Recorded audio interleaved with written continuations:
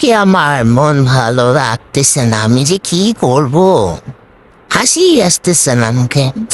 এদিক সেদিক তাকাচ্ছি যে কি করা যায়, কি খাওয়া যায়। পরে ভাবলাম যাই রান্নাঘরে কি দেখি কি খাওয়া যায়। পরে টুসপুরা লাইটটা ধরায় ভাবতেছি কি খাবো। পরে মাথায় আসলো চা। আমি আজকে চা খাবো, আমার দুধ চা থেকে রং চা বেশি মজা লাগে। এই ডিসিশন নিয়ে এখন আমি চুলায় বসাই দিলাম। এক কাপ চা বানাবো শুধুমাত্র আমার জন্য, এই জন্য 1 কাপ চা দিয়ে দিলাম। সরি, 1 কাপ পরিমাণ পানি। তারপরে মশলা পাতি এগুলো দিয়ে দিলাম, কারণ এগুলো ছাড়া আমার চা ভালো লাগে না। পরে বসিয়ে দিয়ে আবার চলে আসলাম। এখন মনে হচ্ছে হয়ে যাবে, চিনি নিতে চলে আসলাম। চিনি দিয়ে একটু সময় অপেক্ষা করছি, যা হয় নাই। এখন ফাইনালি চাটা হয়ে গিয়েছে।